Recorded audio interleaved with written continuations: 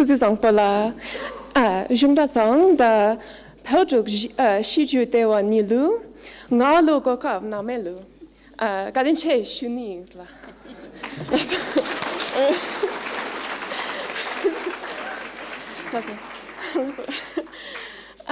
So I'm a cultural anthropologist, and I specialize in material culture. Dr. Dalton recently mentioned materiality, so I'm really curious how you guys are going to evaluate my true and false, truths, right, in this plane. So I visited Bhutan in 2018 and again in 2022, and I came to consider how Bhutanese library and museum perspectives, particularly informed by Buddhism, are innovating in conservation practices with the embrace of living heritage in Bhutan. Things don't have to be old to be heritage here. So here's a really quick example. I met Karma and his son Kesang Dorche at Cherry at the construction site.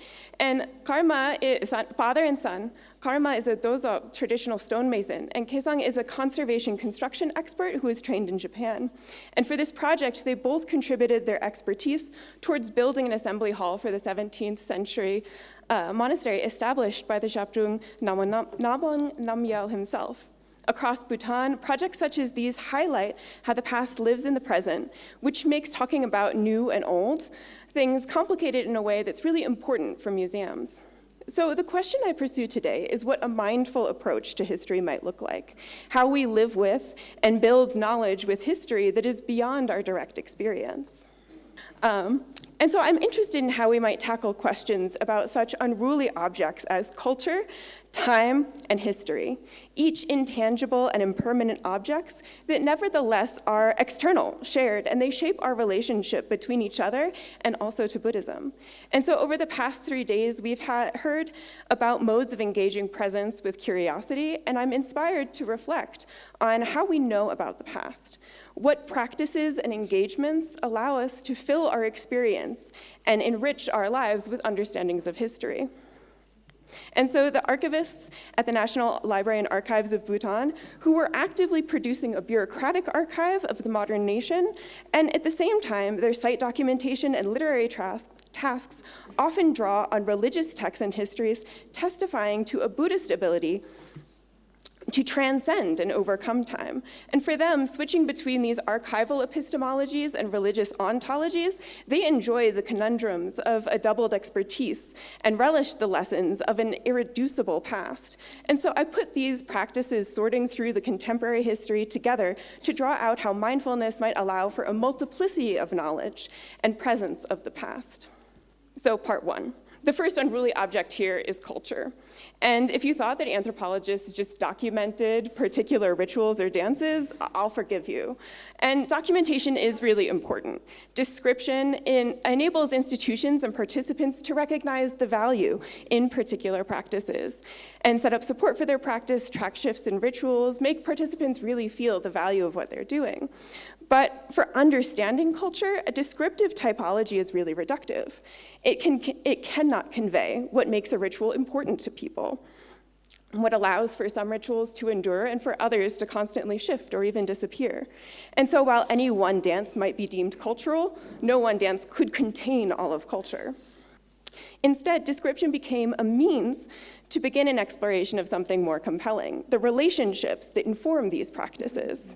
So ethnography, the practice of writing culture, to explore anthropological questions, took up more mundane subjects, the practices that fill our days with action, work, the relationships that connect people to support, kin, and the tools that enable people to overcome challenges, whether that's religion, education, or politics.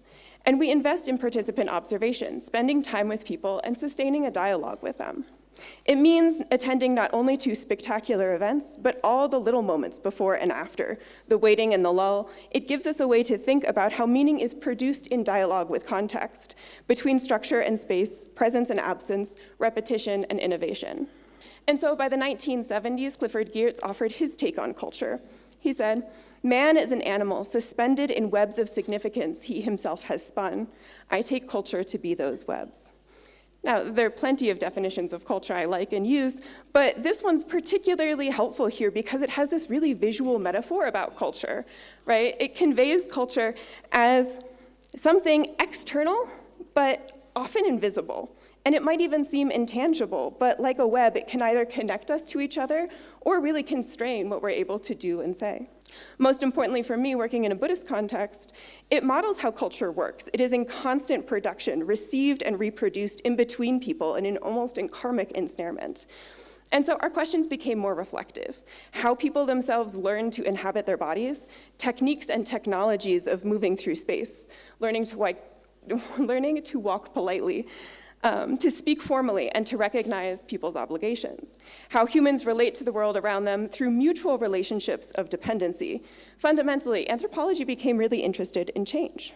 And so part 2 then is, if anthropologists take change to be central to the study of culture, well, the thing about change is that it has to unfold over time. And so here we encounter another rather unruly object in time and its effects. So something that anthropology, Buddhism, and museum conservation sciences all have in common is that they see time as a degenerative force. In many cases, it is the obstacle to culture enduring across generations, to practitioners cleansing their karma, to teachings conveying the authentic dharma and practices, or to conveying relics to the next generation. And so here I offer a single example. The archivist and I were going through some ephemera from a fairly recent archive. And across the table, there are training programs, government pamphlets, and even international conference proceedings. And the archivist pointed out this one to me. He said, "See this? This is important to our future." He pointed out the title, Investiture Ceremony of His Royal Highness the Chitse Penlab. The document on the table before us was a witness to that event, as well as a description capable of testifying about a valued moment that could contribute to future research on the young king. The archivist was anticipating its ability to evidence that history, what Ann Stoler has called epistemic habits, of making things into resources. However, the strain of evidencing that particular moment rests on its material form.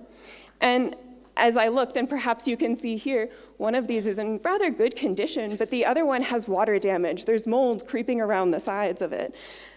The document from that historic moment was not as enduring as the significance of that moment. Without conservation intervention, there was little time in which this particular document could evidence history. Understanding the ways in which time was a pressure for conservation and transmission is key to my exploration of the production of historical resources. And so Milarepa, of course, the 11th century adept, phrases this really poignantly. Upon his return to his hometown, he gazes at the devastation that he finds.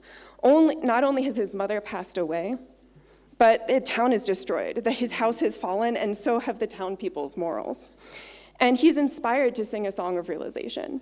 And I regret that for time I will have to summarize, but Milarepa reflects that even the supports for the Dharma are withering. They feel the touch of impermanence. The priest is reduced to servitude. The prayers are feeding insects. These are really jarring and disturbing images. And such images sometimes drive the foreboding first stances of Buddhist texts. Time is a degenerative force. For Milarepa, the cotton-clad adept, this is a call to renunciation, and it is a reminder that only practice will free us from cyclical existence. Practitioners, whether Buddhists or conservators or Buddhists, take up tools to handle the relentless force of time. Both archive and religious histories institutionalize knowledge about the past as a resource, yet they draw on dramatically different textures of time. The ways of knowing history are not the same. Bhutanese oral and textual narratives of sites reference the treasure revealers who pull out relics from the earth and transcend the decay of time with a direct experiential transmission. Whereas oppositely, archaeologists attune themselves to the traces of time as they excavate antiquities of the unknown past. Between these two paths, the tools are not precisely the same. And the work of the National Library and Archives of Bhutan straddled between these two perspectives. The library preserved a largely Buddhist historical literature, while the archives built repositories of civic history in the modern nation.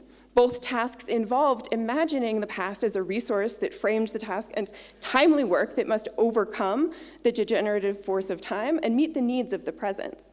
And so as an example, for an archaeologist I knew, the way these resources circulate We can also look in terms of material goods that are able to sort of carry the meaning across time against this relentless force of time is something really inalienable, like the enduring power of the raven crown, right? Which connects the king not only to former kings and also the raven head Mahakala, the protector deity, right?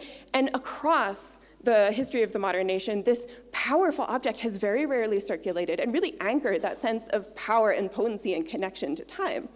Unlike the pamphlet, right, which is constantly circulating. And yet these small and impermanent objects also allow us to overcome losses, right? If we think about Lada raised or Marme lit for loved ones, they help us personally overcome that. And even this pamphlet that's deteriorating, it can spark a memory. It can bring us a connection to that kind of history.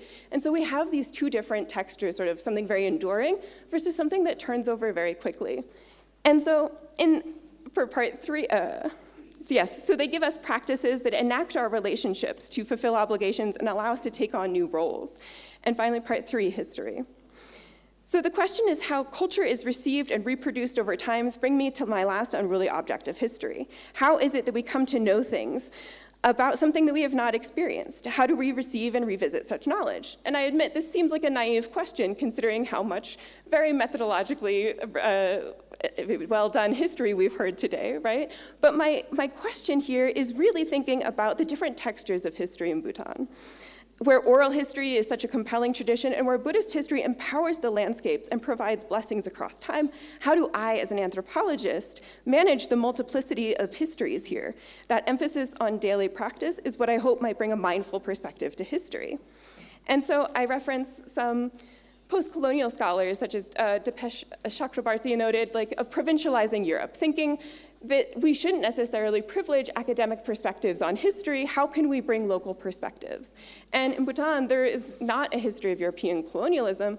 And so when I spoke to people about history, there wasn't the same kind of hierarchy in how they described these kinds of evidence, these kinds of resources.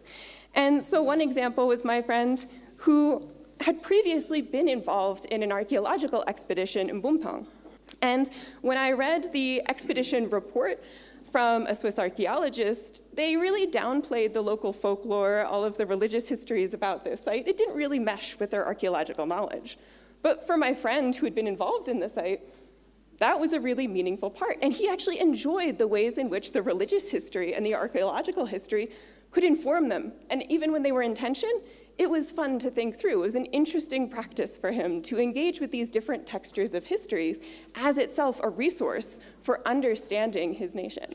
And so I bring another example from Korje. I think I don't have too much time to go into it, but a place like this, where Guru Rinpoche first brought the Dharma to Bhutan, is really sedimented in different narratives of history, right? You have these Terma narratives from Momokil and Ugen Zangpo that are giving rich accounts of what happened here. And you also have these oral traditions that elaborate on this as well. And when you visit this site, you're also very physically presented with that history. You see the impression of the Rakta Korje, and you can see the presence and the absence of the Guru. You can feel his transcendent blessings radiating through time. All of these are sort of different modes of evidencing that past. And so I was thinking about the example of the Chamkar Gome, the iron castle without doors, that really people enjoy talking, or they enjoy talking to me about Chamkar Gome and this spectacular iron castle with jewels, but there's no archaeological evidence for it. And for my friends, it was enjoyable that even this, an iron castle, is a lesson in impermanence, that we do not have that. And I also draw on the work of public scholar Lopan Karmapunso, who thinks through this example, thinking through the ways in which an understanding of Bumthapka, the dialect, can inform this, thinking through how in Bumthapka, Chamkar Me just means Indian king's house, right? And so the ways in which all of these textures sort of slip inside him.